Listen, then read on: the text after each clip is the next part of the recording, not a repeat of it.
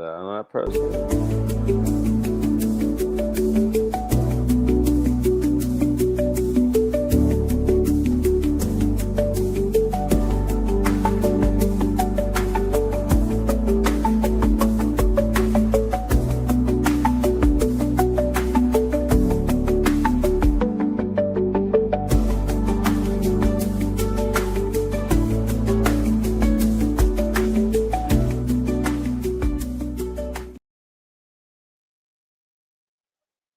Hello, everybody, and welcome to the Ohio State postgame show here at Ohio State Boys College Football.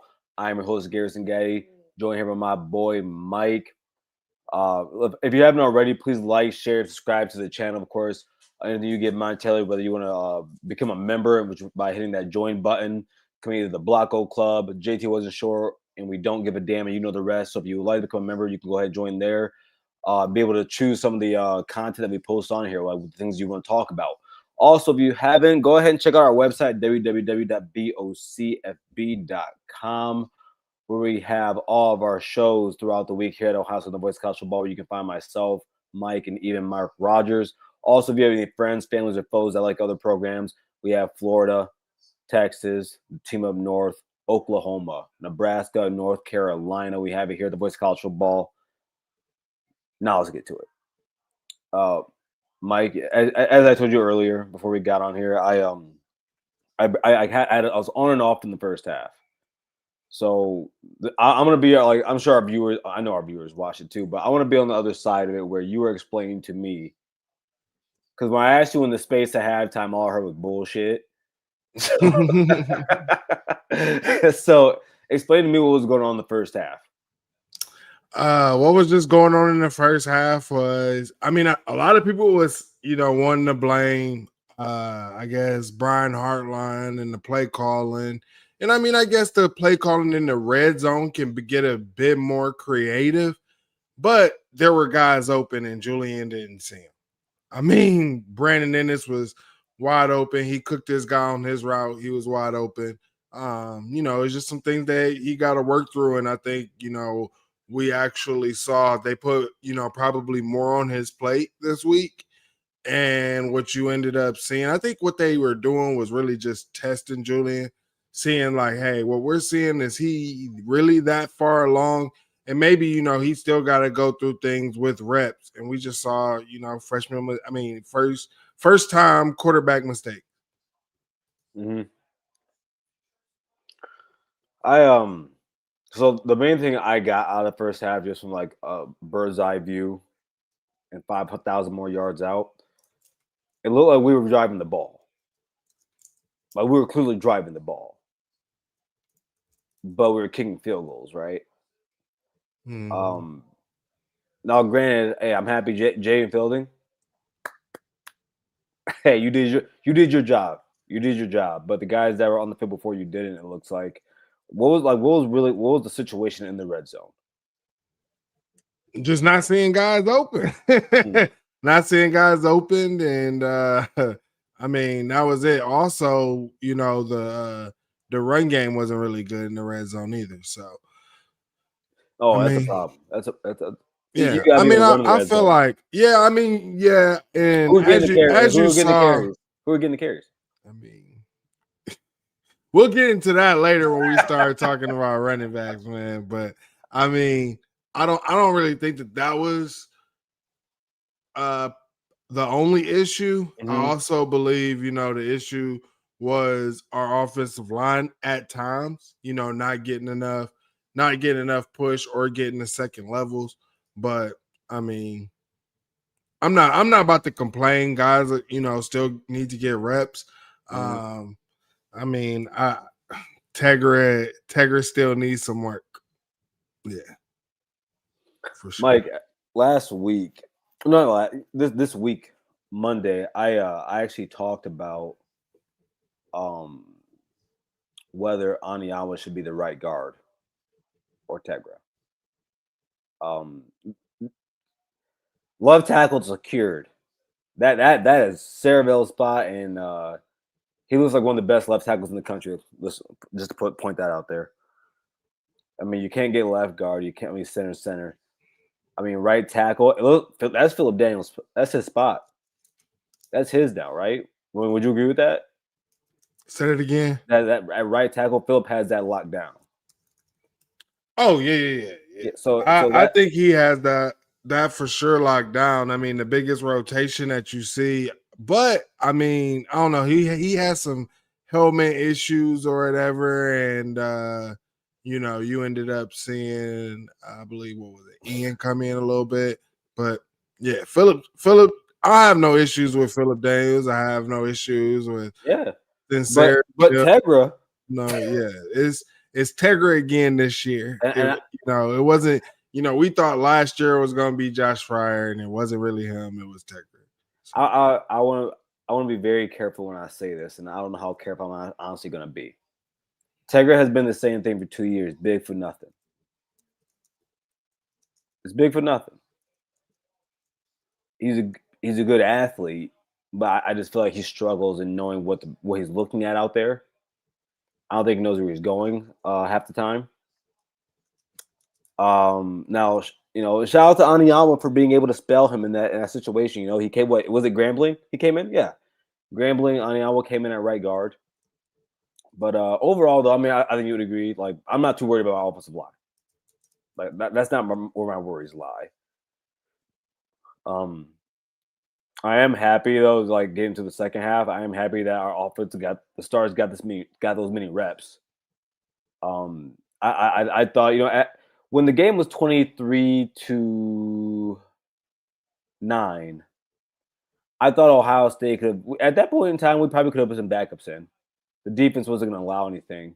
But Mike, I do think if I were to bring some positive out of a really ugly game, specifically out of the offense, I think that they did a good job of staying the course. They didn't get too low. We still took shots. We can talk about running back in a little bit. I thought the offensive line was fine. Yeah, like I said earlier, I have no issues with the offensive line other than they got to get that situation together at right guard. And also that I want to say Julian Sands, like last interception, they pulling like what was my biggest issue that I spoke about Tegra last year is I felt like he had cement feet. And he's the pulling guard supposed to go over there, knock somebody's head off. I mean, it's the Ohio Bobcats, and you allow your dang on quarterback to basically get his head knocked off. So I need to see something better out of Tegra. I need to see something better out of that position. I mean, my guy Ronald said if Tegra can't get the job done, then he needs to be benched. And I mean, that's just the basic thing about it, man. I mean, here at Ohio State, right? Like, one thing that Ryan Day says is we don't apologize for how hard we work you. We don't, apologize for any of this stuff. Like, we expect the best out of you, and we expect you to, be a pro. And I mean, it's just, you should not be a liability going up against G5 schools, going up against FCS schools. You should not be a liability. I will say Ohio did play pretty well. Again, when we're talking about more than likely, I'm speculating, but I think it's a great speculation I can make based off last year and what we see this season. That's the best team in the MAC, right? And it probably isn't close. Definitely the best quarterback in the MAC. Navarro didn't play too well today. Did get that one touchdown. I mean, and if you want, I mean, we can talk about running back because I do want to talk about the defense about a little bit about the defense, but let's get the running back because I think it's the main point of the conversation on this side of the ball. Yeah, like Monday, I said that on Monday's show on Ohio State Prime Time, I said if Bo Jackson gets 100 yards back-to-back games, I don't care who basically I didn't care who he was going against. He's the starting running back of the Ohio State Buckeyes. We know he's the best. Just because you're the best doesn't mean you're gonna start, right? But it ain't close. He's the best running back in that room. Yeah, and like my biggest thing was I was like, I probably want to see him by the Penn State game as our RB1 or the team up north game, because just how we know how it is later in the season, right? But right now, it's just hard to deny the guy. It's hard for you to sit there and watch the film. And I mean, one of the blocks, our guys are lineman is trying to wall the guys out, but it's so squeezed. And he's just jumping in between and gaining massive yards. That's something that we just should have had out of our other running backs against Grambling. Should have had seen those type of things. And one thing that I keep going back to that Coach Locke said is Bo Jackson has gifts only God can give. And we saw that, when they were describing the running backs and they was talking about, CJ's like the hammer and Peoples is the quickness. And then they said Bo Jackson is the home run hitter. I mean, maybe so, but I just feel like Bo is the complete running back. Like, that's your running back. He just has it all. Yeah, Mike. I get excited watching him run the football. And I mean, look, man, he and now I don't mean the same styles, but I mean when we can clearly see that as a true freshman, he looks like J.K. Dobbins. He looks like Maurice Claret. He looks like Beanie Wells. Whereas a true freshman, we clearly know you are the best running back in Columbus for the team that plays on the banks of the Olentangy. We clearly know it. Like you said, man, his burst, and maybe he'll get this over the next year. Maybe get like a third gear. He has a second gear. He doesn't have that. He has that 40 to 50. He don't have that 60 to 70 yet. You know what I'm saying? But he has great burst, and I think he has good breakaway speed. And honestly, maybe it's because he takes choppier steps. It looks like he's moving slower because he's running away from guys. He is. Has a stiff arm like oh shoot 2020 22? No, 2020 running back. 20. Oh, Trey Sermon. He has a stiff arm like Trey Sermon. He has really long arms. Bo has really long arms like Trey Sermon did. So he's able to get that arm out really quick. Man, I don't know. I'm not going to call him the complete back yet. Mike, I'm watching that second half, bro, and this idea came in my head that what if Bo Jackson's actually the best running back in the Big Ten? It wouldn't be outlandish. I'm kind of mad that I said that, but that the fact that thought even came in my head means there's a part of me that really believes that's what we have in the running back room. Yeah. I think to David's point, he's saying our play action was working well after we established the run. And here's my thing, how I've always felt about Ohio State under Ryan Day, because I do understand, you want to set up the run. It opens up the offense with the play action. But one thing that I have always noticed out of Ohio State is when we use the pass a lot in the beginning, it also helps set up the run. Because now they're dropping all these guys in coverage. Go back and watch the Notre Dame film when we sitting there trying to pass, come back out. Second half, what do? They're so worried about the pass, and now we're running the ball down their throat. So I mean, I'm telling you, I do believe that the pass can set up the run, and I just think that we need to use it a little bit more. But I understand that you're not gonna, try to do that all the time with a first-year starting quarterback, especially when he was having issues. So for sure. No, well, offense today, Sand 25 for 32, 347, 10.8 per. Really, that's great. 3 touchdowns, 2 interceptions. Put an asterisk on that interception real quick. By the way, what 32 divided by 25 divided by 32 is probably around 78%. Julian Sand came in this game throwing 79%, leading the nation. So he's gonna stay around there. And by the way, I had put a poll out, Mike, on X. I could probably check and ask, who was the best quarterback to come out of that 2024 class, right? I put Sand, Dante Moore, CJ Carr, and Dylan Raiola in there. Yeah, and so far we're at 67% Sand. So it looks like everything worked out there. Bo Jackson 9 for 109 at 12 per. Yeah. Long as 64. James Peoples had a good day. 7 carries for 47 yards on 6.7. Which, by the way, because of the last 2 weeks, Mike, my out there take of James Peoples averaging over 6 yards a carry is still in play.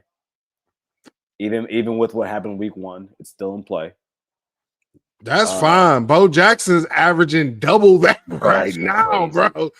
Like he's averaging 12 yards a carry. Yeah. Here's the crazy part. You give him 9 carries last week against Grambling. He went 108 yards or whatever, right? With a 51-yard long one. Oh, hey, let's just go up from FCS. We're gonna bump you up to G5 or whatever. One of the best G5 programs. One of the best G5 programs. Yeah. And then we give you another 9 carries, and then you rush for 1 more yard than you had last week. With a longer run. With a longer run of 64. Like, I love it, man. This young man is just amazing. And I mean, hey, like, if our 1-2 punch is, I mean, honestly, I just think that our running back room is good.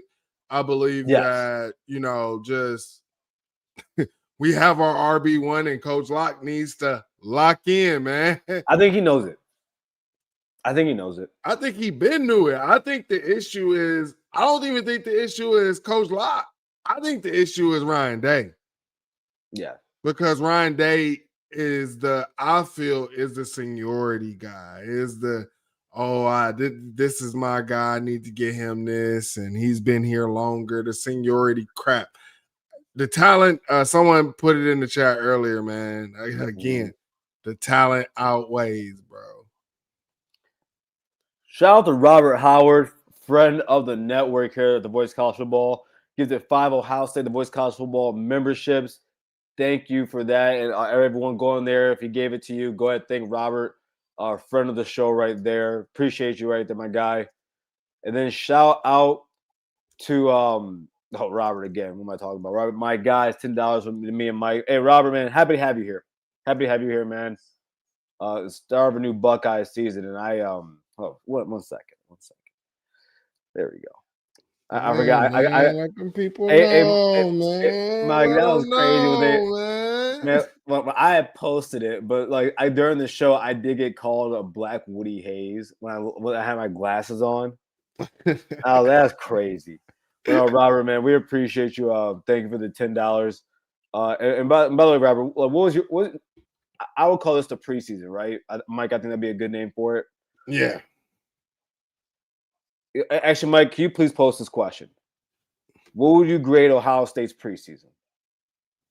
What would you grade Ohio State's preseason? I think that's a good question to ask. Okay, got you. Because this game against Ohio would hurt more if Texas didn't happen for me. This game would piss me off a little bit more if Texas didn't happen. So let's transition now over to the defense. Great conversation right there about the offense. And everybody, if you haven't already, please go ahead and hit that like button. Subscribe to the channel if you like the content. Please share this out in your social media so everyone else can, join the community here that we have going on with Voice College Football. Of course, that means you guys, you are the voice here at our channel. We give you guys the ability to state your opinions. We don't give you. You guys come here and give your opinions, and we love that you do give your questions. If you're watching on X, go ahead and hit that. Go to YouTube, type in Ohio State the Voice College Football. You'll find Mike and myself here, and Robert Howard to talk with you all. Jam, Doreen, shout out to all the people that are faithful viewers of the show. Aaron, of course, Rod Farva, appreciate you guys, and many more. But Mike, let's get into talk about the defense. Yeah. Where do you want to start, DBs or D-line? Well, I got to go ahead and shout out my guy, Steve. If you are watching on X, make sure you hit that like button. Make sure you hit that retweet button. Steve also went ahead and hit that repost button. So we appreciate No, all let's of our let's get people back to watching Bo. on X, man. So yeah, he said, Mike, are you sold on Bo now? Because one Good thing, my question. biggest issue about Bo is he looks a little bit stiff. He didn't look as impressive last week, but he did look a little bit better this week. I can give him that.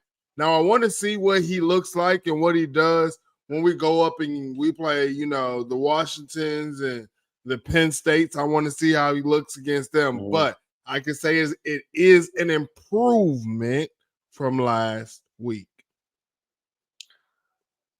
Yeah, I like Bo, and yeah, the Grambling game I needed. Oddly enough, like in the Texas game, I didn't think he played bad. I thought he played decent. The Grambling game, I thought he was. Anyways, but then you come out in this game, and like I did see some highlights from on clips because of course I didn't see the first half, but got a sack in the game. Good for him. I mean, also speaking about sacks, I mean, shout out to Caden McDonald getting his first this season, looking like an All-American. The guy looks like an All-American. I'm proud of our D line right now. I'm proud of the depth. I thought that Malone played well today. Will Smith, he's played well over the last few weeks. We haven't really talked about him lately, but I thought he's been playing pretty good. He did against Grambling actually. Of course. Oh boy, he looks bad. That looks like a bad injury. Texas A&M quarterback. But I like Zion Grady, Jarquez Carter. I actually didn't know that there's been guys that have played. I'm surprised that Jarquez played on the last drive of the Texas game with still having his black stripe on. Yeah. Which means Larry, which means Mike, maybe he just we got his black stripe off this week. maybe we overblew the D-line situation. Who is we? Well, not me. Because me and you were we were more on the side of like, we just got to sit and wait because we know we got dudes back there. A lot of you in the chat, let's put it back on you. Let's put it on you guys. Y'all were worried about Ohio State's D-line.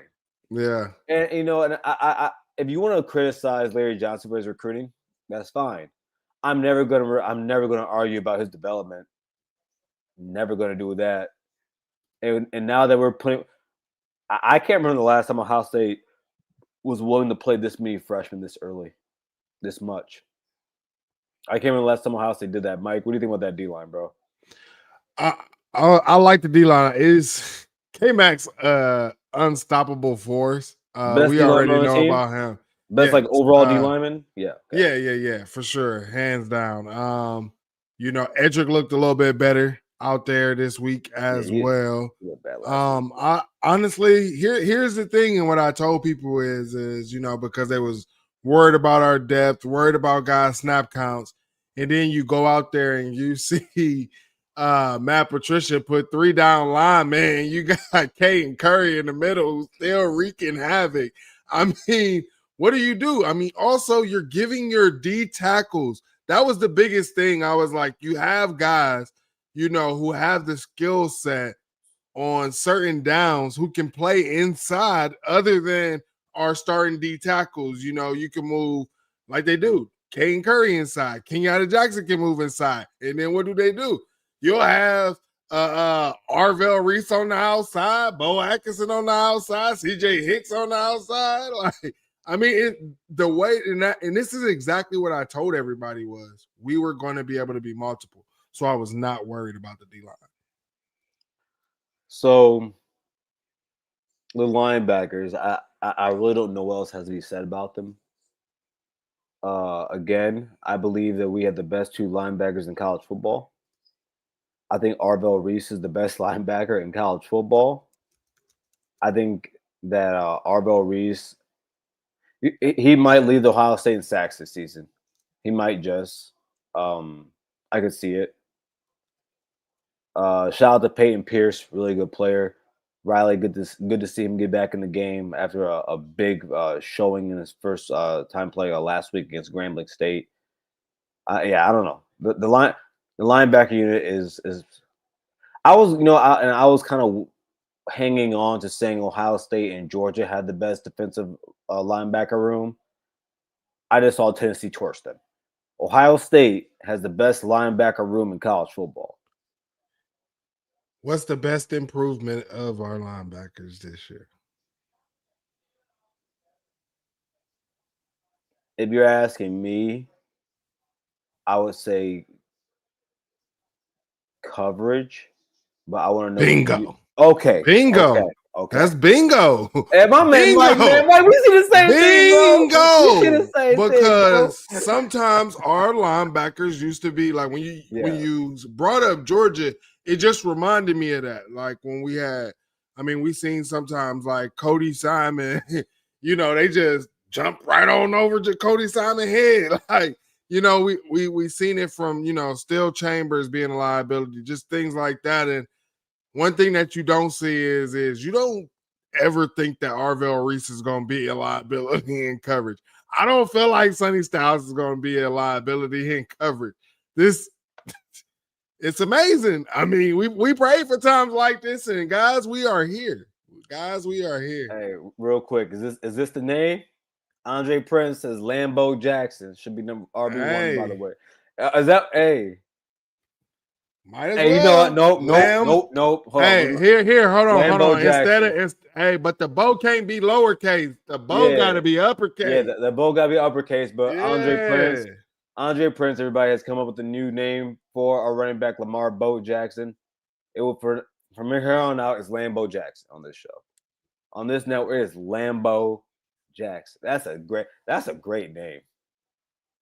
Yeah. God, oh man. Ohio State keeper. I was telling dudes, Ohio State keeper running back. I don't know why people were worried about that. Yeah. And speaking of linebackers, me and you was talking about this off air because you couldn't believe it, but I keep bringing this up, man. How do you I gotta ask you, and you guys let me know in the chat, how do you all feel that Arvell Reese could possibly be one and done? Oh. Hey, chat, I was amazed. Because I thought Mike was lying to me. I thought Arvell was playing as a true freshman last year. And when I found out, Mike can attest to this. I was shocked. Because that hurts. That hurts. It's just guys with this skill set, you have to have packages and things like that to get them on the field. And that's what makes Matt Patricia elite. You know what I'm saying? And then also, for Matt Patricia to be defense has not been tested yet up front. Honestly, I mean, we're going to find out. I mean, who are we waiting to test them? I mean, the thing is the test that everybody is wanting us to face or see, we won't see it until we go up against Penn State, guys. We probably won't see that true test until we go up against Penn State. So we're going to have to wait. We're going to have to wait. They say that they're the best team in the country. We shouldn't be number one. It should be Penn State. So we are going to see. The Arvell Reese being a junior is just. I'm gonna be honest with you, like he won't have the accolades for it. He won't have the stats for it. But if he puts up the season that I think he's about, like if he has the season I think he's about to have, which is like a first team All-American, possibly a unanimous All-American linebacker season, bro, I'm throwing him up there with the James Laurinaitis, with the AJ Hawks, with the Baron Brownings. I'm throwing him up there. I'm throwing him up there, bro, with the Chris Spillmans of the world. Because I'm watching him, Mike, for 3 weeks now. That's special. You want to know what special looks like? But I think Ryan Day is also learning, like, okay, why did I go get a defensive coordinator or whatever who has this NFL experience? It's because I got NFL guys with like NFL skill sets, right? And I see these college guys can't get it done. Like, you brought up Baron Browning, but Ohio State did a disservice to him. You know what I'm saying? Because we did not have a coordinator who understood the that level of what Matt Patricia does. They just don't understand it. So I'm very excited for this defense. But we didn't talk about the linebackers, but we ain't talked about the DBs. I do want to say prayers up to Lorenzo Styles and the Styles family. He got injured on the play. That sucks. You hate to see a player go out like that. I hate injuries, especially in one of these type of games. And you just wish that. I wish our offense had took care of business, because at that point that he got hurt, we shouldn't even been on the our starters shouldn't even been on the field, bro. No, they shouldn't have been. I felt bad, man, because a driver saw before, like when he gave up that touchdown, I had tweeted out, I said, bro, like I love you, but just sit out a few series, right? That was just a bad rep, bro. and it's because I was upset, and a lot of the reason why I said that is because like I've been believing in Lorenzo since last season, and then I just saw you the last 2 weeks. He's been a shutdown DB. He's been that great at tackling also. So that play kind of annoyed me, but no, I don't want to see him go down, because I do think that he's a vital part to this team. He's a value player to Ohio State, and to the fan base. I mean, we all love him. So I mean, whatever it is, man, I hope he recovers soon and fast, because we need him. we need Lorenzo Styles. Please believe me, you. On the football side of it, Devin. Yeah, I mean, I know people talking about Lorenzo got cooked, but I mean, Devin got cooked one time too. But I mean, it's what guys are going. It's what's going to happen when you when you're a cornerback or a DB, bro. Like it's one of the hardest positions to Short memory position. Yeah, bro, it's one of the hardest positions to play. If you've never played corner, bro, let me tell you, you definitely have to have a short memory. Let it go, line it back up, and go to war again. I mean, and I think we'll be fine. It was good that Sanchez was able to go out there and get reps, but someone put it in the chat earlier and was like, I want to see, more Bryce West and Scott. And I was hoping, to be able to see Bryce West, because that's what we heard at nickel all season. But I feel like we barely done seen him. The one time he got out there, I felt like they didn't throw to his side. Then they tried to throw to Scott. He almost had a pick. Right. I'm like, man, like I want to see these young dudes. So and that's the thing. Why, that sucks, the offense, not scoring in the red zone, not putting points on the board, things like that is you don't get to see these young guys, and they don't get to get the reps that they need. And by the way, hey, Andre, thank you. Says credit to Ron James for them. Shout out to Ron, bro. Oh, yeah. Good friend right there, man. The homie. But yeah, I expect to see more Bryce West over the next couple of weeks. I think we're gonna see a lot of mix between him and Devin Sanchez. And I mean, I've been one of those people I've said, whether by injury or by play, Devin Sanchez will be starting at some point this season. Because I think he's only a snap away from never giving that spot back up, right? So, yeah, I just hope he gets better. Otherwise, I think the DBs play great. Did you want to know your the grade on the vote in the chat? Yes. So, what would you grade Ohio State's preseason right now? We have 53% is grading it a B, 35% an A, and 12% a C.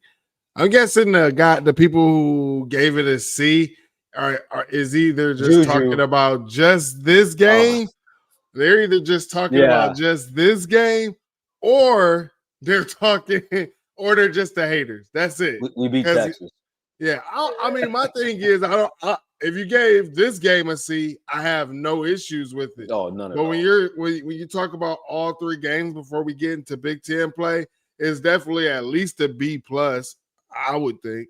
You talking about you beat a P4 team week 1, who, you know, I mean, regardless whether Arch sucks or not, they still got talent and playmakers all over there, and guys, you know, who are highly sought after and highly ranked. So, I mean, Oregon wanted a lot of those Texas guys. So, facts. So some of these comments that we mean, like me both starred right here. Aaron, he says talent over seniority every time. We agree.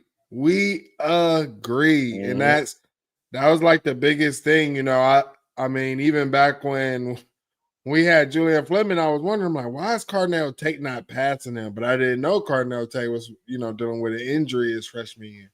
But yeah, I mean, that's the biggest thing. Talent over seniority, and the coaches is on them to get those young guys ready. See, shout out to the Honorable Jam. She says Iggy had his first holding call. Mike, I didn't see it. What did it look like? It was terrible technique. He was lazy. It was like it's like one of those where you like, okay, you go out there, you confident. I'm about to line up here, and I'm not taking this dude serious. And then he routes you up, and you all and because you can't get, I don't know, it was just terrible technique. He didn't follow his technique. I don't know if he just felt like he couldn't get in place quick enough. Terrible. It was lazy. That's all I can say. As a football player, it was lazy. See, Aaron says can't tell Hartline still a young play caller with growing pains, but we move on to Washington. No, I'm actually impressed by BH over the last 2 games because of course Day was calling the Texas game, and what I like there's 2 specific things I've liked that he's done. BH being Brian Hartline being specific. He hasn't given up on the run game. He continues to just run the ball, and I noticed that in the Texas game, which is why I graded him out as a B+. I was like, he did that, which made me happy. So I think it showed virtue over the last couple games here now, and then every game he's given like some cool play that's blocked well, manufactured well. Honestly, looks like Chip Kelly's offense from last season. You know, Grambling State, he has that orbit. You know, there's that orbit running action where you have the guard and the tackle going right. One guy coming on a sweep from the wide receiver from a jet, then the running back takes it up the A or B gap, and it's a smooth motion. You know, did it again this game in the passing game. And there's gonna be some growing pains. Don't get me wrong, but I think BH has done a pretty good job so far. I agree. I have no issues, and here's the thing. I know, like I said earlier, a lot of people was going at Brian Hartline, but if I tell you that I call ISO, I got ISO man-to-man with Jeremiah at the bottom of the screen, and I'm telling my quarterback to throw it up, you know, fade ball to Jeremiah. Do you have an issue with that? If we right there on the goal line in the red zone, I throw a fade ball to Jeremiah, do you have an issue with that? I mean, I don't think that anybody has an issue with it. I think the issue is we didn't complete it. And also Julian, being young, just needs to learn he has to throw that ball higher. Same thing. Yeah. I mean, I think they threw a jump ball with Cardinal Tate as well. DB actually played it pretty well, but also the DB was holding Cardinal, and the rest didn't call that. So, I mean, how can you blame Brian Hartline on that? Like, we also have to be realistic when we are doing this, you know, and talking about it. And those were everything that I'm speaking on happened in the red zone. And we didn't get no points. Yep, no points. Steve from RX, he says, we have another natty level defense, that's for sure. Agreed. At every level. Just I repeat, Lorenzo got burned.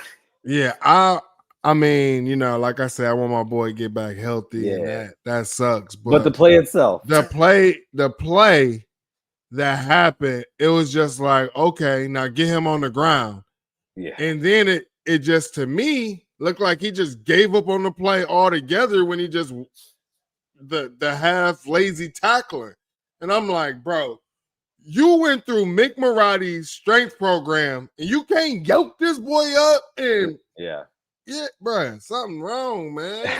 that was, to me, again, like I said, some guys, they let a lazy moment happen, and that's exactly what happened, bro. Because that was lazy. There's no reason why you shouldn't have been able to get him on the ground. Steve, he said McLean Lane Lumber. Yeah, for 3 weeks now. For 3 weeks now, he's been doing that. He's a damn good safety. What do you think about his play? Man, we got us one, man. Hey, that boy went through the pay the ransom school, bro. He definitely went through the pay the ransom academy. So we got us another one, man. I love the hit. I thought it was stupid for them to review it.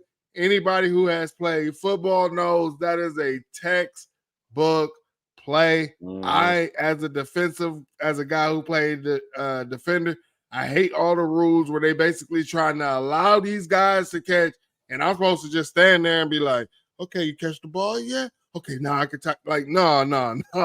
Smack him right when the ball get there, and it jarred the ball completely out, bro. I loved it. So this one, Mike, I think you would have a lot of fun talking about. Daniel Henry. Shout out to Daniel, man. Glad to see you here, bro. He says Baron Browning would have been an All-American under Matt P. Facts. Bro, the dude would have been a terror. Hey, he might have won an individual award back then, bro. Oh my gosh. You talking about Baron Browning with the DBs we had back then?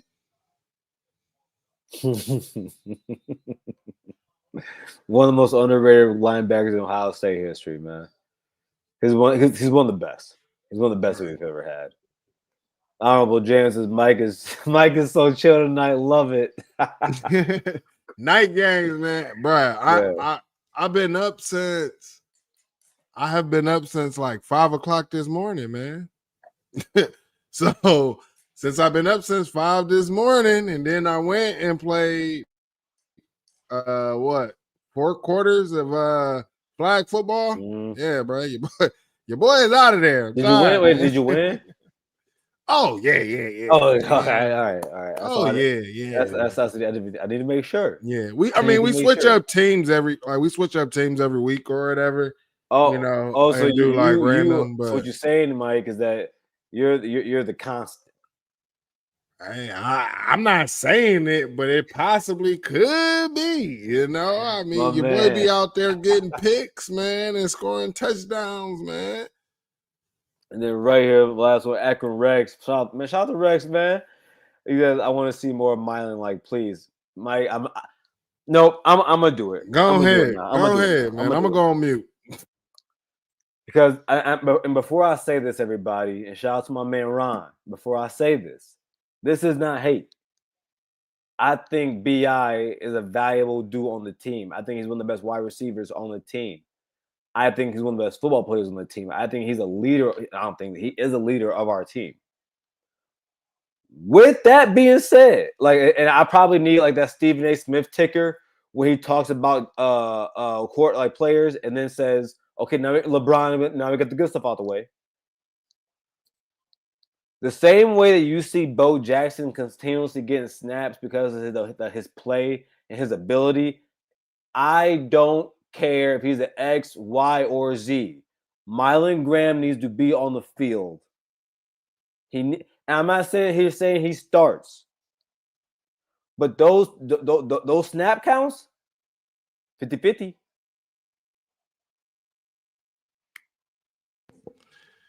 Hey, maybe he's had issues repping in the slot. Maybe that's why they put him at the outside all the time. I'm willing to go through it. I'm willing. Man, y'all tripping, bro. Mike, let me ask you a question. Well, Mike, let me ask you a question. Y'all tripping.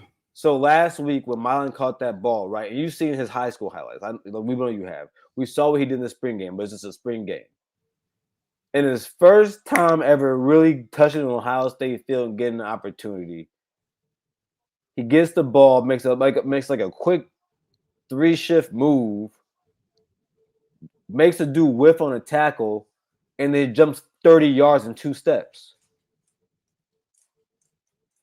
I mean, I've also seen BI break somebody off in the national championship, not against Grambling. I also seen BI go up against a P4 team and burn them for a touchdown.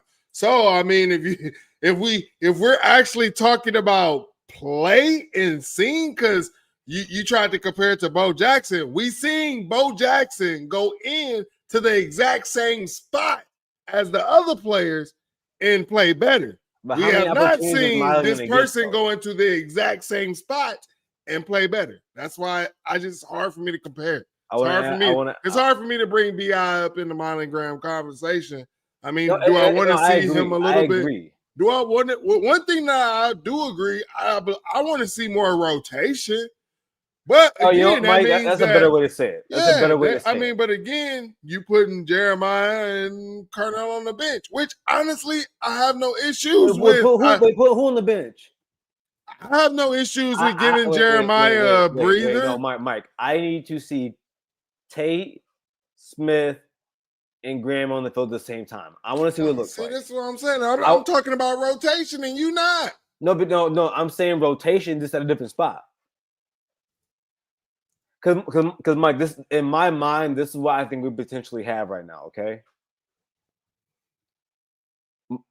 Chris Olave was a deep threat, right? Garrett Wilson was a deep threat, right? J-Mo, we had JSN on the team, but J-Mo was a deep threat. I think this team compared to last year's team, which last year's team was more grinder, I think this is a big play team. And I think if you had that be the, like, I don't want to say the core 3, but you give Milan more snaps on the field with those 2, man, there are some deep shots to be had, because I don't think anybody, oh my gosh, Notre Dame, just I don't know, man. I want to see more rotation in the wide receivers in general. I wouldn't mind seeing BI on the outside. Like, I don't know, just change it up. I'm joking. What else we got? No, I'm joking. But Mike, this is something but wait, I've been on this though. I've been on this MG5. Bro, MG5.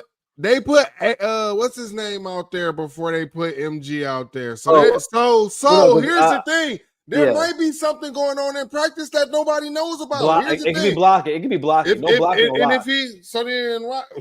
So what are we talking about? I'm gonna be honest, Mike. Like, if you told me that Milan can't block, I wouldn't be surprised. So what are we talking about? Because only a few things could keep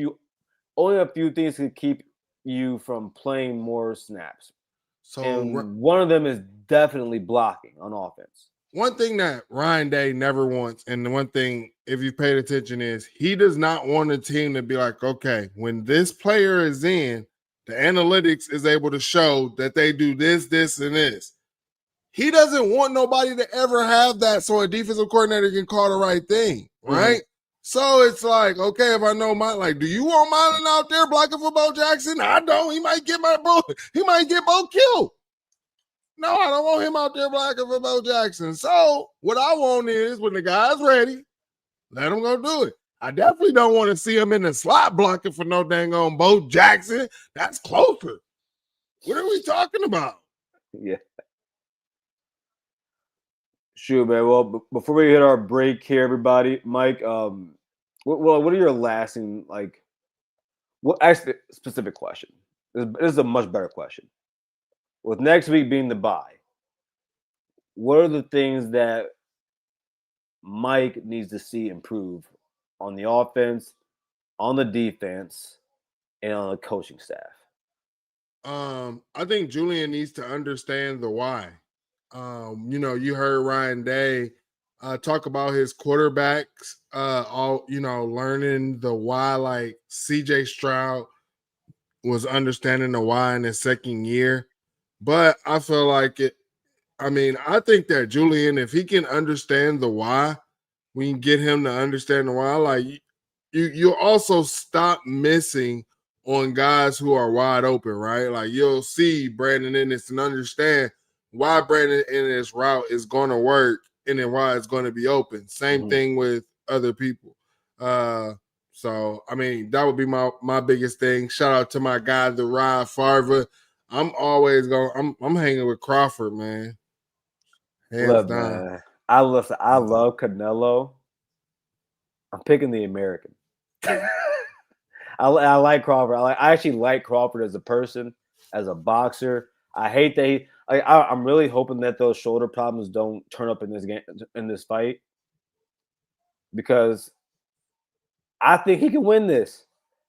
I just think Crawford more technical. Yeah, and Canelo, man, he's been through the ringer, bro. Like I remember being a kid watching that Canelo. I think he was 18 or 19, watching when he fought Floyd. Bro. But I mean, here's my thing, bro. Terrence is Crawford wouldn't have took this fight if he thought that he could lose it, bro. Flat out. I mean, and that's just how boxing is. So if you're putting your money on, if I took the money, I'll take a beat for the money if you're in boxing, bro. I'm just saying the way boxing is right now, you get to pick your opponent, and they're two of the best. What Crawford is doing in his career right now, bro, he's not about to, bro. He's about to win this fight. He's made the money already. Crawford's made the this right beating Canelo, and it's the same for Canelo. Like getting this dub, it does a lot for you. For both, it does a lot for you for both. You beat Crawford, it does a lot for you, Canelo. If you beat Canelo, it does a lot for you, Crawford. Canelo about to be the next Manny Pacquiao, bro. Just on the fighting retirement tour, bro. Yeah. Oh man. Well, before we get to everybody, quick message here from the Voice of College Football. Mike is gotta get going, but Mike, man, love talking football with you. You already know. I'm gonna be honest, bro. So I'm just like I quickly just recapped everything we talked about before I wanted to say something. What do you think the first thing that came to my mind was? Everything we talked about. Out of everything we talked about, what do you think is the one thing that came? Like, you're gonna laugh when I tell you if you don't get MG5, something about Marlon Graham. I have no idea. Oh, Bell's a junior. Oh. I'm not over that, bro. I'm sick. But before we get out of here, though, Garrison, I want to talk about like what went down around college football today. Oh yeah, because we didn't do that. Yeah, we didn't talk about that, man. I mean, so stuff went down around the Big Ten. What do we think about these Big Ten teams? All right, you're right. We're still here, everybody. Let's start with the team up north. Bryce looked good today. He looked good today. Does the opponent matter? Yes. It's the Chippewas of Central Michigan, right? Shout out to Mount Pleasant. Nothing there but a casino and a college. Bro, they were damn near 60% 50% passing. Yeah. They tried to make a point. Bruh. Yeah, Central. I mean, come on, man. Central Michigan, bro. Like, one of the worst programs in the country. They had their game. I thought what was crazy was Bryce Underwood led the team in rushing. I do feel like I mean, obviously, I thought some people thought that Jordan Marshall was going to be the better back, but obviously it's been showing these past few weeks or since the season has started that Justice Hayes is going to be the better back for that team up north. So my thing is I mean, I know Jordan Marshall averaged 5 yards a game, but I feel like he's been underwhelming. And normally the team up north has that 1-2 punch. Jordan Marshall. For the team up north. Oh, yeah. I feel like he's been underwhelming. So normally like they have that 1-2 punch at running back, but maybe you don't need it when you got a quarterback like Underwood who can lead the team in rushing. Yeah, Jordan Marshall it's surprising to me because I thought he was gonna be the better running back of the two. And it's not that I think that Justice Haynes has been impressive at all this season. I'm trying to tell people, man, like before this game, he was averaging outside of 3 carries on 35. Take away his 3 longest carries, he was averaging 2.7 for 32 rushes out of 35 rushes. So the You run said game. take away his long carries. So before today's game, right? Before in 2 games, Justice Haynes had 35 carries. His 3 longest runs of the year are 75, 56, and 59. Okay. And on the stat sheet, that matters. But what are you down to down? If you take away those 3 carries, Mike, so now we're talking 32 out of 35 carries. He was averaging 2.7 per coming into the game today. I mean, That run game is not what they think it is. And Jordan Marshall's still but around the. yeah, I honestly I think that his cut ability, I think his vision, but I mean, you could sit there and say that, but was Jordan Marshall's? What was his average? No, and Jordan's worse. But Okay, but that I, and I think that that's more a reflection of the offensive line, to be honest with you. it is. But I It just felt is. like I'm just saying that I felt like Justice Hayes was going to be the better of the backs, just from watching the two backs, like Mm-hmm. watching one in high school, watching one last year, Right. or watching both of them last year as well. So, I mean, it is what it is. I mean, the team up north fans know that they got an issue at O line. That this ain't been a Joe Moore award winning O line. They know that. That's one of the worst offensive lines in the Big Ten. And that's just the flat out truth. I mean, they offensive line started out bad last year, and then they got a little bit better as. I mean, they got actually a lot better as the season went on. I mean, we thought that the O line was going to be bad all season last year, but it actually wasn't. Mike, I want to bring this up real quick. So everybody, this is why you watch Ohio State Primetime on Mondays. Garrison always gives you some good bets every single week, or on Thursdays. I called this, Mike, money line. I mean, I believe the you Arkansas called lose. it, but the thing is if you watch that game, I mean, the quarterback, South Carolina quarterback went out. Yep. So Hey, Mike, I mean, you're ruining my narrative. no one in here can say that they predicted that. So Mike, you're ruining my narrative. I mean, I don't think that Vandy's that good of a team. Mike, you're ruining my narrative. I'm sorry, my bad. I'm just keeping it real, bro. I'm just here to keep it real. If you heard that, like rewind about 30 seconds, clip it up, and then before Mike starts talking, that's when you end it, okay? Because Mike is giving you context and nuance. We're not looking for that right now. we're looking for pure narrative shit. But no, that was a crazy game though. I felt bad for I felt bad for Lenore because he's one of my favorite players in college football. By the way, I was wrong on the under 52.5 for West Virginia and Pitt because it went to overtime. Yeah. What other games around the nation had your eyes? I mean, I watched a little bit of that Oregon Northwestern game. Definitely watched some of that Arkansas and Ole Miss game. Mm-hmm. And what I saw was like one thing that I said about that game was they both had defenses that were rebuilding. But it just seemed Arkansas couldn't get anything going. In the second half. So, I mean, they scored only one touchdown in the second half. And I guess you could say kind of both their defenses locked in because, like I said, Arkansas 7 in the second half, and then Ole Miss 10 in the second half, and they were able to win the game 35-41. So, I mean, shout out Ole Miss, but I don't think that. I think if Ole Miss is a contender in the SEC, then I think that people should watch out for Arkansas because if they can get that stuff cleared up on the back end with the DBs and that defensive coordinator can coach to the strength of the DBs, they could upset somebody. I'm going to tell you this right now, Aaron. Georgia Tech looks like Notre Dame. And if you were going to run your quarterback like that, good luck. because I promise you, Georgia Tech might just go 11-1. They might go 12-1 or 11-2 and make the playoffs. If that team gets to the playoffs, they're getting their doors blown off. And I mean, Penn State will blow their doors off. I believe that. Because you can't come into the playoffs with that offense. Not that.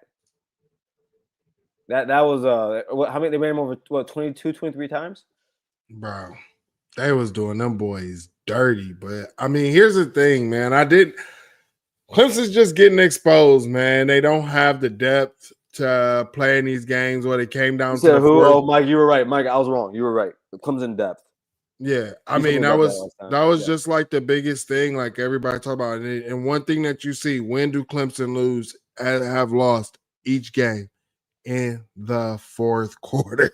They get right there. They playing good. 1, 2, 3. But that fourth quarter, that depth gets shaky, and I can't make it. So yeah, but yeah, I told you about that, man. I tried to tell you. Anybody want to listen to me, bro? I don't get it. Like I tried to tell you all that talent in their first 22. If they play like that, like honestly, it makes me look stupid, and I don't appreciate. And also because I had Kate Klubnik winning the Heisman, like all that is upsetting to me right now. I mean, to be honest, it honestly makes no sense when you have as much production as they have returning and all of that, especially with your starting quarterback, skill guys. You would feel that there would be some chemistry there, and you should feel like this team should, pick up where they left off last year. Yeah. But that's not what happened at all or was happening at all, man. But yeah, there was some I'll tell you this, another Big Ten team that I wanted to talk about. We talked about Julian Sands, 18 for 19 game, but it had an interception in there. Indiana's quarterback went 19 for 20. No interceptions, 270 yards, 5 touchdowns. Indiana looks like they might be picking up right where they left off. What do you think about that, man? I think Kurt Signavy was the first coach to figure out that if you want to get an influx of players from one program to the next via transfer portal, you don't go for the stars, you get for proven production. And that's what he did last year with his team. And he goes out again and does it again this year while having guys in his system now for a year now. Goes and gets Mendoza, one of the best quarterbacks in the country. Think about that. He was able, of 1 year, to get one of the best quarterbacks in college football last season to Bloomington, Indiana. He's got to cook it again. I mean, he tried to get Juju Lewis, but Juju Lewis was Juju screwed up. Yeah. Like, because that is a Mark, like Signetti, man.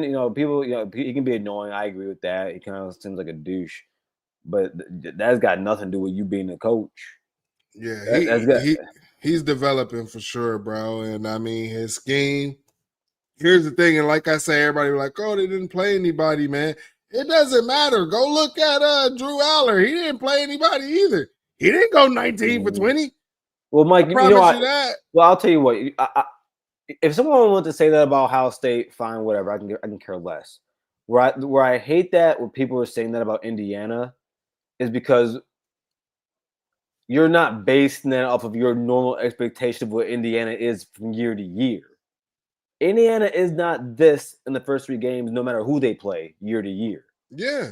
The same way like last year when people were saying, well, who they play last season, I said, dude, that Indiana team is blowing people's doors off. Yeah. Like nobody predicted. Nobody last year could have predicted Indiana to be a double-digit win team at all. Not a soul picked them to do it. So when they were sitting there hating on Indiana, it made no sense. It made no sense to say, oh, they played nobody. You probably bet against them to lose. And now you mad because they lost you money because they whooped somebody butt. Right. Well, before we all end it, everybody, message here for the Voice of College Football. Get your business, product, service, or personal brand to the next level by partnering with the voice of college football. The Voice of College Football is a growing network with a large following, so let's find out how we can help you grow with us. Check out the experience of one of our partners, that being Win Agency, posted here on the screen, and just like them, we're here to deliver for you. Contact us at sponsorships@vocfb.com. Again, that is sponsorships@vocfb.com today.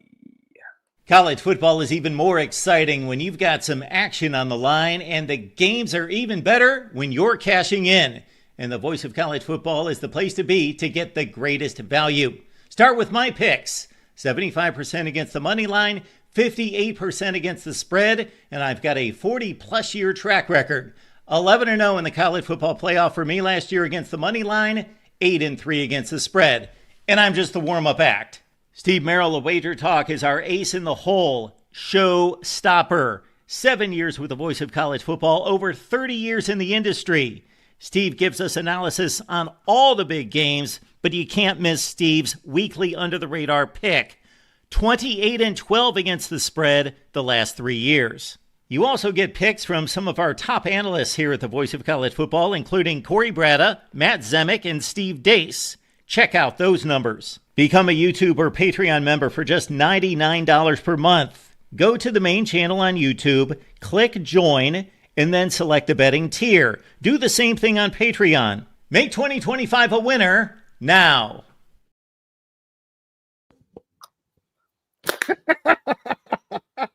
Notre Dame. I called it. Notre Dame might be the best 0-2 team I've ever seen in my life. I called it. How? Marcus I knew Freeman, they was going Marcus to Freeman lose, can't allow that bro. to happen. Wait, who's their DC? Chris Ash, our former No, DC. yeah, he can't allow that to happen. And Marcus Freeman too. You can't let that happen. The difference is they had an NFL style guy, defensive coordinator last year, and now you have a college guy at defensive coordinator right now. It's different. Big win for Tam though. That's a Mike. That's a program win. That's a program win right there.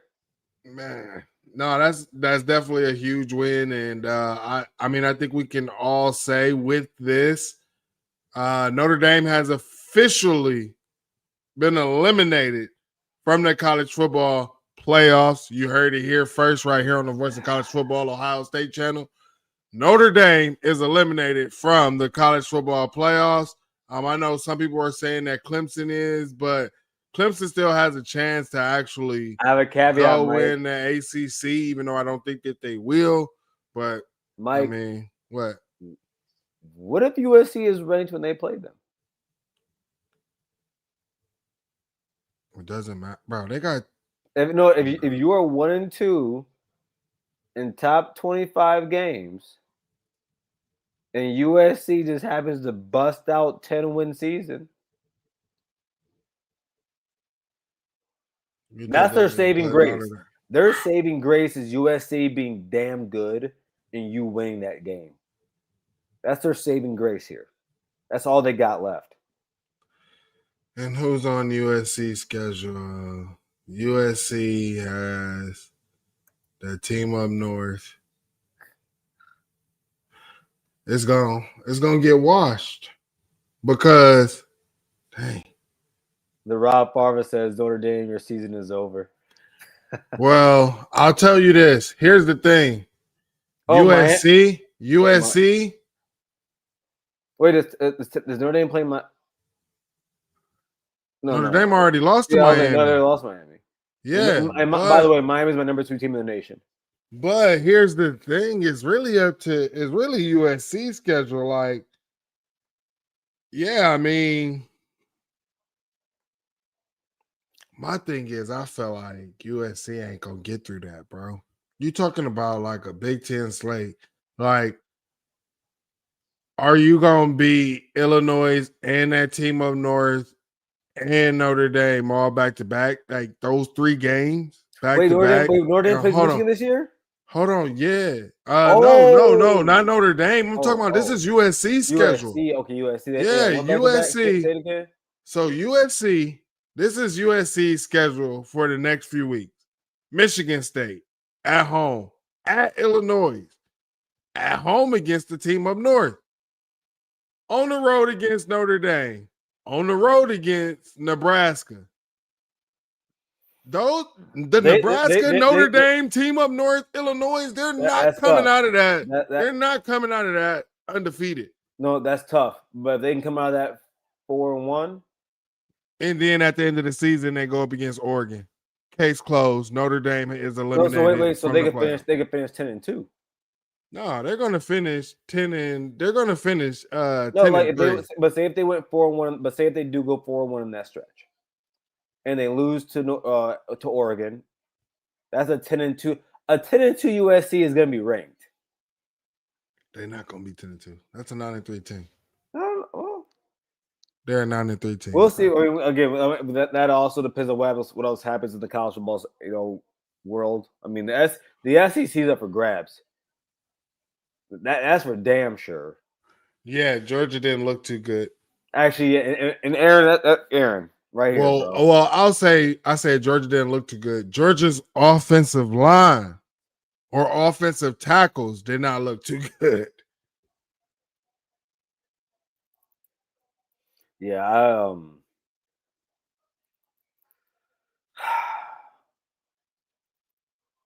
I gotta check my bets, Mike, because I think I made some bad bets today. I was wondering why you was making that place over there. I put money on this game. Lost money because of Tennessee today. That hurt my heart. That hurt my soul. Well, I told y'all not to pick Tennessee. I told you not to pick Tennessee. Yeah, I know. I don't know why folks don't listen to me. And I also told y'all that Miami was not sleepwalking on this USF game while y'all kept trying to want to call it a trap game. It was never a trap game. They went ahead and took care of business, just like I said that they was going to do. All right, brother. You let everybody know. Everybody, I'm going to do calls if you want to. I'll just probably do it over the next 5 minutes. You guys want to call in, you definitely can. Mike, man, where everybody can find you, bro? Man, you can find me on the X app at 216_Wildboy. You can always catch me on Wednesdays on the Voice of College Football Ohio State YouTube channel right here for the world famous Buckeye Show at 7:30 Eastern time. So make sure you guys pull up for that. And again, every Saturday, make sure you tuned in with me and Garrison. We will not be here next week. Ohio State's on the bye, but make sure you're tuned in. And also hit that notification bell right there. Hit that notification bell so that you know when we go live every time. Garrison, man, it's a pleasure as always. Y'all have a good one, man. My man. Have a good night, brother. OH. So yeah, man, I just saw this. So the Honorable James said, I think our Texas win is looking worse. It's not as, I'll say this, because technically you are right, Jam. Technically you are right. I don't think it's technically because Texas is bad. I don't think they're a bad team, but it's not. It doesn't have the shine on it that it did before. So I agree with you. It doesn't look as good as it did beforehand. I guess this guy couldn't just wait for me to just phone call him after the fact. So I'm sure I'll talk to him. I'm probably going to talk to him after this anyways. Juju, my guy, what's going on, bro? I'm probably going to talk to you after this anyways. But yeah, no, I had to come in and show love, though, with the show. So I appreciate you, my boy. What's up? Yeah, but yeah. You got the girl in the pic now. Look at my Hey, bro, come on now. Come on now. Yeah, you got a little African queen. We was gonna probably talk about our games, but I want to talk about this USC game because to this point Purdue was the only comp that they played, and bro, and I thought Purdue. I actually like Purdue this season. I actually had them getting 5 wins. But that is not a team that is very good. No, that's not the team. They struggled. Like Purdue spotted themselves, bro. I think I caught it up late, but I watched some highlights catching up, and they said they had the ball inside the 15 three times and threw a pick 3 times. I want to see this one. Let me look at the stats. And they threw a pick 6 to a big boy. I want to see the stats. Oh my. They spotted them 7 points and only lost. I want to see the. I want to see the stats of this game. 1 second, because their defense, bro. I'm gonna watch the highlights. They can't tackle. They still have the same issues. Yeah. So yeah, Purdue was moving the ball. 33-17. Yeah, it looks like they were. Those a 3-hour delay too. Yeah, that's insane. Look, their offense was I mean, at halftime, USC's up 17-3. I mean, yeah, when your quarterback has 3 interceptions, bro, you're probably not gonna win. Yeah, bro. I told you they spotted them 7 points, so the offense only scored 27 points. But I will say this, right? Because that game looking more and more winnable, bro. Yeah, but I mean, I'm not. We're not gonna sit here and act like you guys haven't had your struggles too. So I mean, but let me say this about USC. Miami played good today. They still show they can run they can run the ball. I mean, we all know what Jacoby Lane is and all of them. Defense can play better, of course. But I do try to give teams mulligans in the Big Ten, actually around the country, specifically in the Power Four. But the top teams in the Power Four are the teams with the most talent. Like we saw, Ohio State should have lost to Nebraska last year. We saw like USC was bad last year. You guys were too, but USC probably should have beat you guys last year. We saw Oregon and Wisconsin. Wisconsin should have beaten Oregon. Now Purdue shouldn't have won this game, and they weren't going to win this game, but they didn't help them. They didn't help themselves. I'm gonna give USC a mulligan for right now. Bro, Purdue's offensive line was handling them, bro. No, but I'm saying I'm gonna give USC a mulligan. I got you. I mean, bro, I'm just going off. Look, we can only go off the first games that teams play real confident. Do you feel more confident at USC or at Nebraska? Which game are you more confident in? Right now? At Nebraska. Why are you more confident in that than USC? Because Nebraska's run defense is poo. Like, it's not good. I bet you it's better than New Mexico's. Bro, they can be better than New Mexico. Bro, they're not good against bad teams. They have gotten the ball ran on them against bad. What do you think, bro? And we're not a terrible run team. We're not. I know you. You're not good. I know you brought the stat. Look, if you take the New Mexico State, which by the way, like I said, New Mexico is going to be a decent team this year, and they will be, and they're very well coached. Again, when you take the OU game out, which is the best front four that we will play all year, for right now.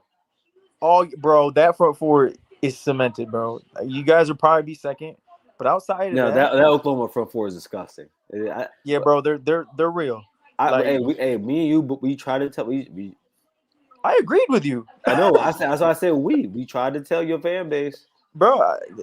And you know me firsthand, bro, because I've been said about Greg Crippen. He's very limited. That's the main guy that I'm worried about is our center, but he got tossed around this game too, by the way. Yeah, at points he did. He definitely did at points in this game. Like I said, he's physically limited.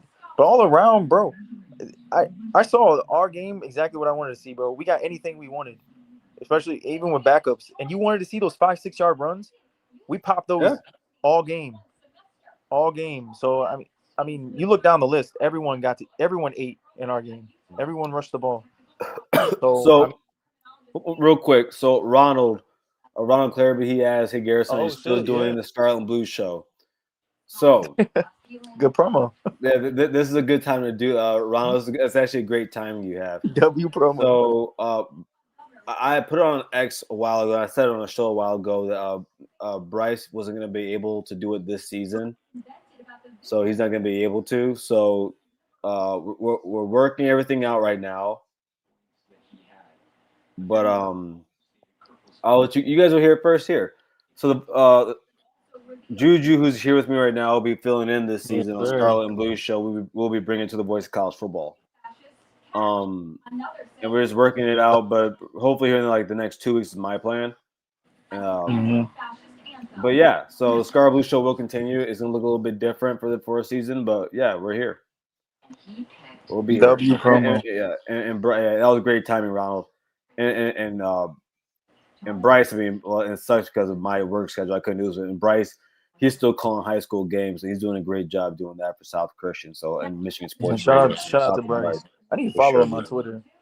Oh, bro, he pops up every Saturday, man, and whenever he wants to shred the NCAA. Bryce, if you want to know some, I've seen that shit one on my timeline. Bro, I promise you, no one hates the NCAA more than Bryce. No, I'm sure he had fun with the whole investigation. So, hey, let me ask you a question. Yeah, go ahead, shoot.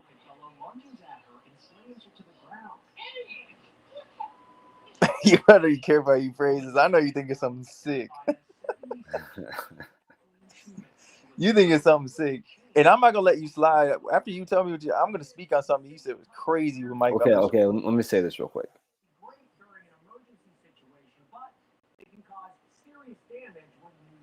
Why are you guys giving Samaj Morgan false hope?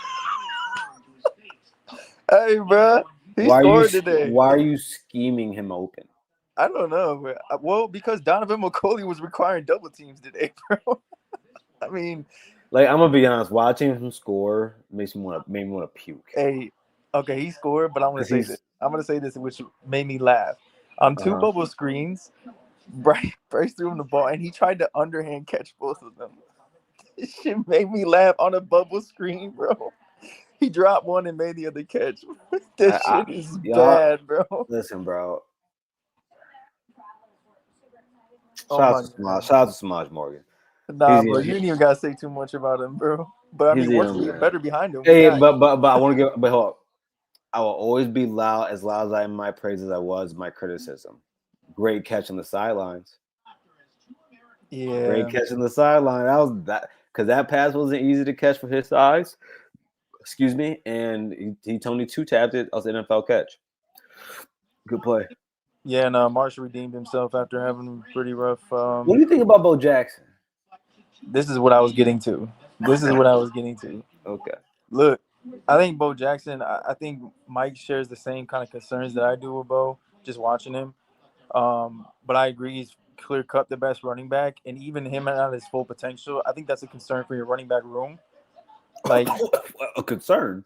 Yes, because even Bo not at his full potential and running and basically running stiff is better than what you have right now. No, but but listen, James Peoples, he's still got to show me. He's been good for the last 2 weeks. You know what? It's been really disappointing. Before I get on my boat, is bro Jordan Marshall and James Peoples they've been disappointing this year, and James has been better than him though. No, I don't disagree, but still disappointing. But yeah, I mean, again, y'all have a better offensive line, so isn't that crazy? Yeah, which is what I'm gonna get to. Bo Jackson's not better than Justice Haynes. He's not. Justice Haynes is more elusive. He has better top end speed. Yes. I mean, Bo is. I mean, he's more. His body's more developed. I expect that. I don't think Bo's gonna get a third gear. If Justice had the offensive line, or even an average, well, we are pretty average. If we had a good offensive line, dog, we had two. He had two runs for over 50 yards that were called back. Well, let me say this though. I think Bo he's more versatile than him. I also think Bo is a smoother runner than he is. Like, don't get it twisted, bro.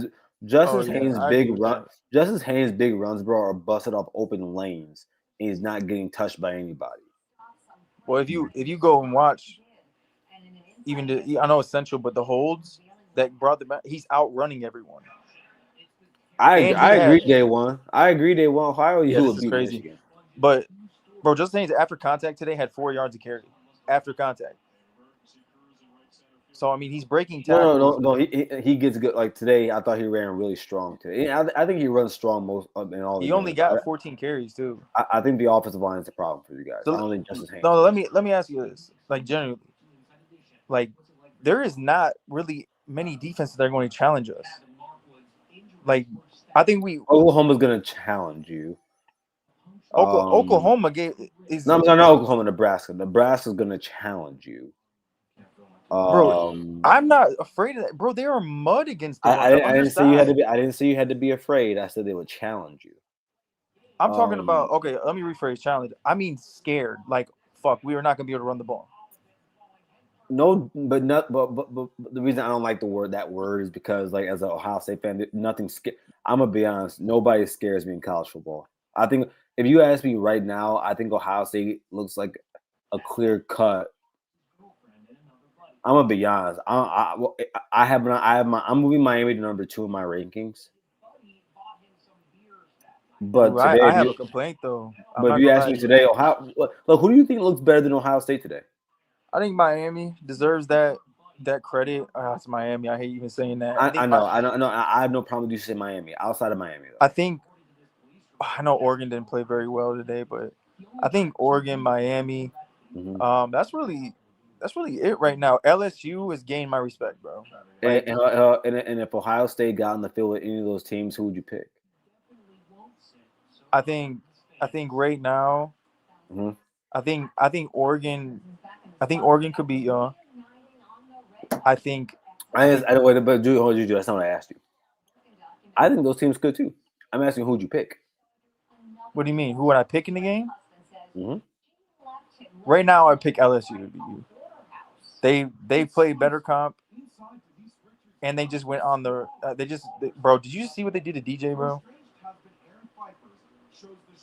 Bro, DJ had 5 picks. That is disgusting. All right, but I think they're more balanced. I'm not gonna lie to you, bro. I think that says more about the Florida team. Okay, let's be honest. Let's be honest here. Which I'm very disappointed in. You know how I feel about Lagway. No, of course, bro. Me and you pick Clemson instead. Lagway's the truth, bro. We're looking like fucking. We look like idiots. Let me ask you this though. Right now, specifically, who looks better? I know Matthew Miller's in the chat. This might stir some shit. OU or Texas? Do not say some nut shit, bro. You know who looks better. Boomer. Yes, bro. Dude, if you ask me today, I think OU is running them boys off the field. Bro, you see what? Dude, wait, Matthew, I see you in here. Yeah, I'm not gonna lie, Matthew. I need this for my narrative because I need OU to be no, good. No. He knows. He knows. Oklahoma's beating Texas this season. They're going to. Look, I still have concerns about OU, but there is look, Georgia. Well, Georgia got gashed today. Bro, that SEC is wide the frick open. Hey, I'm gonna be honest, bro. I'm mad because I picked Tennessee to win that game. All week I said Tennessee is winning that game. And when they went up 21-7 in the first quarter, Hey, Garrison, who's sticking defense in the SEC outside of LSU, OU, and Texas? Nobody. Who's the best offense LSU's played so far? That's a good question. Probably Clemson or Florida. I don't know. You both of them, I mean, they held in check. I would take Texas offenses over both of those. Hell no. Dog, did you see Arch? No, I know. I'll tell you because of the running game. Hey, I want to bring this up. Y'all let's talk about him. Let's talk about him. Y'all beat your chest about Arch being confused. He wasn't seeing the field. My brother, my close brother, another mother. He missed 10 consecutive passes against a high school team. Are we ready to calm this shit down, bro? 10. It was impressive that Ohio State beat Texas. All right, for week 1. Wait. Let me finish. It was impressive that Ohio State beat Texas. Though I do believe we have a really good. I think we have the best defense in the country. Though I do believe we have the best defense in the country. Arch looks ass. He's not ass. He looks like he does it, and this is so crazy because Matthew, Matthew, I really want you to like call up here and be with me and Juju right now. Yes, bro. Because Call in, bro. because Juju, you gotta listen to this. In the week before, in the show before the game against Texas, I asked. I remember how I told you I watched. My hair looks crazy right now. Remember when I told you that I watched every single snap of him one morning, like 5 a.m. Of who? Who again? Arch. I watched every single Oh snap from yeah, last season. bro. That is just. And I went on. I did a joint show with Matthew and Gerald. And shout out to them at Texas at the Voice of College Football. Everybody, if you haven't checked them out yet, go check them out. Subscribe to them. I asked them, do you guys think Arch has problem reading defenses? And they both, and I said, I told him, I said, I'm not comfortable enough to say it yet, but I just want to ask you guys. And they both said no. They both said no. Juju, Arch Manning has a problem reading defenses. I think that there's truth to that, and I think why are you? What I see from Arch, why are you changing your arm angle and not stepping into your passes? Yeah. Dog, you're not a 2-year starter. Like I don't understand it. I think his confidence is broken, bro. I would take Bryce Underwood over him. I mean, I'd take Bryce over a lot of people, bro. But bro, I would take fucking what's his name, bro? I would take a lot of quarterbacks over Arch right now. I would take Aiden Childs. Agreed. I would take Malik over at Maryland. Wait. You put on Twitter the 2 best freshman quarterbacks are in the Big Ten. True freshman. Who do you mean by that? Malik and Bryce. Malik. From Maryland. Yeah. I knew Bryce was one of them. Yeah. By the way, I think he transfers. By the way. Yeah. Speaking of quarterbacks, let's talk about mine for a second. Oh yeah, underthrow king. That pass to Jeremiah was perfect. Dog, he slowed down. Well, but you do understand, like. No, I thought the one to Cardinal Tate was perfect. No, yeah, but that was perfect. But Julian, he puts a lot of air under the balls because he allows his guys to go up there and make the play. It's still a good ball, but he allows them to make the play. You gotta remember, bro. We have 2 6'4" wide receivers out there. Yeah, I'm not gonna lie, bro. JJ looks like a deer running out there. Like. I love that you brought this up because And by the way, do you know who leads the college football in pass completion percentage? Probably the quarterback that has the most talent around him in the country. Say what you want. I'm gonna comment on this because the area that I thought y'all was struggling is showing its head. What did I tell you? Fears me most about a quarterback, it is a dual threat quarterback, and when you don't have that in the red zone, you are beyond limited. Like, yeah. I think that is gonna, bro. Chip was so important because of the creativity of the run, and especially with Will Howard. I love the way he did that, being unbiased. You don't have that, and I think if you don't score over the top, you're gonna struggle a lot in the red zone. And I think that's where good defenses, and obviously where Texas did. It's I don't know how Ohio was in the game. I'm gonna go back and watch it. It seemed just like a sloppy game from Ohio State. That's what it was. In the red zone, I don't care if it's a night game. This is the problem in the red zone. Julian missed passes. It wasn't that like we weren't executing. It wasn't that everyone he didn't execute. It wasn't that we couldn't run the ball. We did. By the way, Ferris State beat Tiffin today. Everybody, shout out to the Bulldogs. I hate Ferris. Yeah, fuck Ferris, but this is the GVSU channel. Yeah, anchor down, boy. But I want to. Our guy Matthew Miller is here, and Matthew. Finally, before we get started, Matthew, I do want you to respond to this because this is very, very important to me.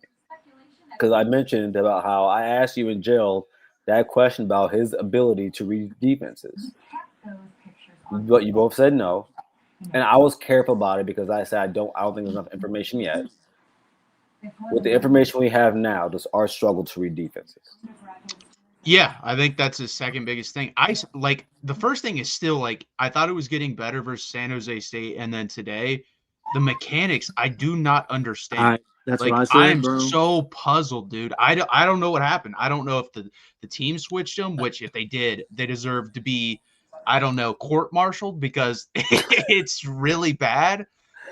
If they didn't, then he's hurt, and they're just straight up lying about it. Because you can't tell me from between Mississippi State and what he did last year. Listen, I don't care about the numbers. I'm talking about the process, and it doesn't look anywhere near the same. It doesn't. His arm doesn't look the same at all. And you bring up that video about him being hurt, and when people were talking about that video, shout out to Grand Valley State. They beat the dog shot at Pittsburgh State, number 18 team in the country. Grand Valley State, of course, the top 5 team in D2 football. Shout out to Allendale, Michigan. Garrison, real quick, side note. Like I said, bro, Notre Dame is beating USC. Yes. I think Notre Dame is the best 0-2 team in the country. Yeah, I do agree. As much as because I'm gonna tell you guys this right now. In my top 20 power rankings, Notre Dame's not moving out of my top 15. Yeah, and it's crazy because they're not going to make the playoffs. Yeah, they're not. If they beat, all right, this is their only path, and that's what I told Mike earlier. You better pray USC's good, bro. Yeah, that's what it is. That's what it is. You need USC to get 10 wins. Maybe not. Maybe not. I think USC gets 8 wins this year. Either they need at the worst. They need to get USC needs 9 wins, and you have to demolish. And I mean everyone. I mean BCS era, not giving a fuck. Demolish everyone. We talking Ohio State, Wisconsin. You can't be denied type shit. Yeah, bro. 59-0 type shit, bro. Every week. Bro. It pains me because I like their head coach. Wait. No, Juju, 1 second before you talk. CJ Carr is what? Mud, you said? Bro, he played bad like the first 3 quarters, bro. No. CJ Carr is not mud. You say it was I would say this, bro. He impressed me of the aspect of he's a gamer. Like, he does not shy away from it. And by the way, I'm not high on CJ Carr. Yeah, that's exactly what I was gonna say. And I'm not high on CJ Carr like I am Bryce, but shout out to the Michigan quarterbacks. Dante Moore, CJ Carr, Bryce Underwood. Michigan is showing up, across the country with quarterback products. I know we don't have the best competition in Michigan, but bro, shout out to all areas of Michigan, bro. Oh, I'll give you another one. I'm missing his name right now. He's the backup over at Ole Miss. He's from Forest Hills. Fuck. He's from Forest Hills Northern High School. Was a no-star guy. Started last year as a freshman at Ferris State University. Won the national championship. Oh yeah, they moved him. Yeah, now he's at Ole Miss as a quarterback. So he's quarterback. No, he's quarterback too. No. Yeah, it's QB2. I didn't know if Simmons got. I know Simmons got hurt last week, so I didn't know he played. How wide open do you guys think the SEC is? Very. Shit.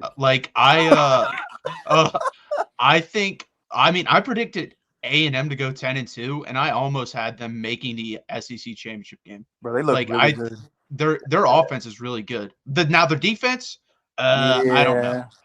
That's the thing. Like, it's so weird. You either there's like 3 or 4 teams. I'm like, okay, they have a really good offense, and there's like us and Oklahoma that have a really good defense, and that's it. Like, Georgia's defense isn't good. Georgia's defense was getting fucking demolished in the back end. I lost money on that game. I lost money on that. Oklahoma's defense is damn good, bro. Like, that's why I think the Texas-Oklahoma game is going to be really low scoring. I think it's going to be like 21-13 or something like that. That Oklahoma front 4, especially those middle 2. Yeah, they have really good defensive tackles. You're in the portal.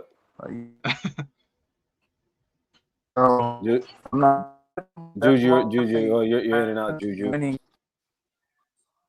You're in and out. You hear me? Yeah, I can hear you now. There you go. All right, I just had to mute and come back. But yeah, I think that is definitely the front 4, the best front 4. Like, I know you're high on your guys, But bro, we're only gonna get better, bro. So I'm hoping that it doesn't repeat. And At the end of November. What's Ohio State gonna do? No, of Like I course, said, everyone's gonna get better. like I said, bro. Like I understand how you feel about LSU, but if you ask me today, Yeah. like there's not a single team in the country that like last year. I was willing enough to say that I didn't have us winning the national. I didn't even have us beating Oregon in the playoffs. That's crazy because I did. I truly feel right now there's not a team in the country that would be a favorite of Ohio State. No, and I would feel the No, same I way agree. because you haven't played a complete team yet.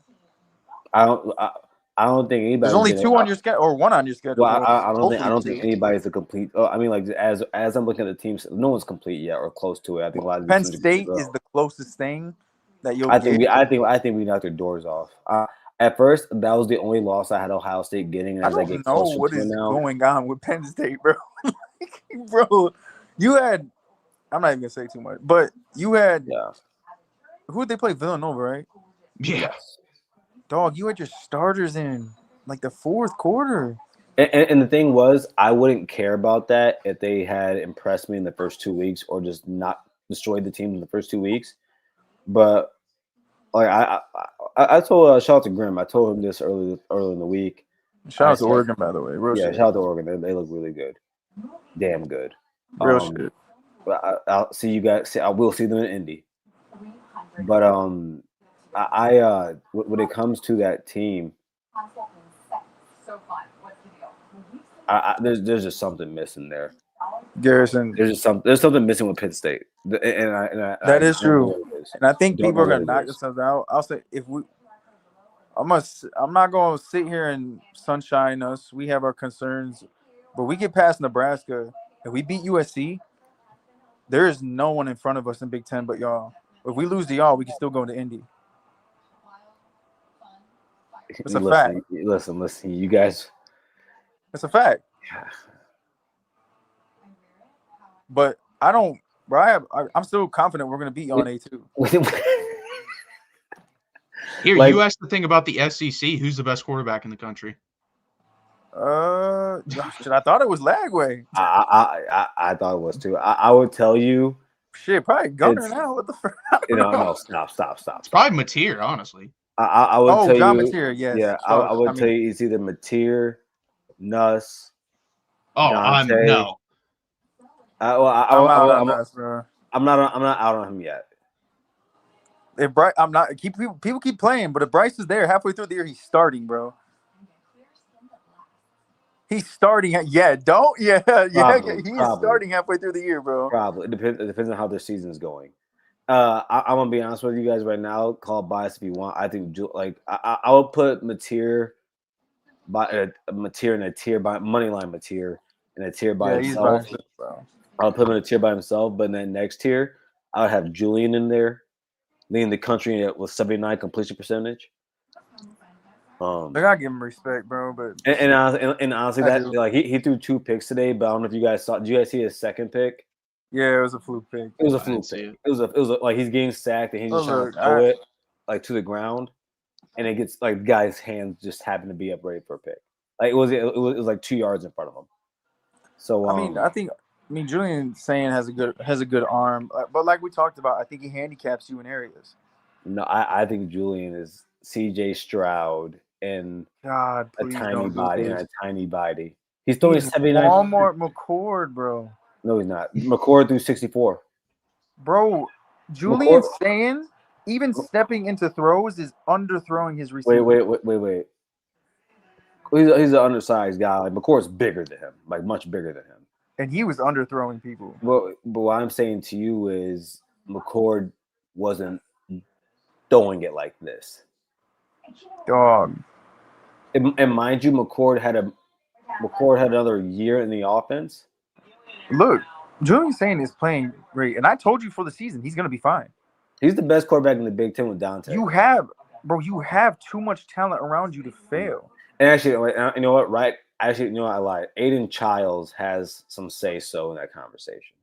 Yeah, he showed. Look, he hasn't played anybody at all, but he showed me something in the aspect of, bro, I don't care who you're playing. When you dumb down your turnovers, it means you've matured. Mhm. And I do think his wide receiver core is a good wide receiver core in the Big Ten. I mean, now players are getting dinged up, and I hope Nick Marsh is okay.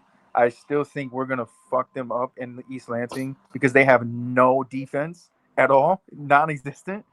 But I think Aiden Childs earned my respect, bro. I think, and he's a better runner than I give him credit for by watching him today.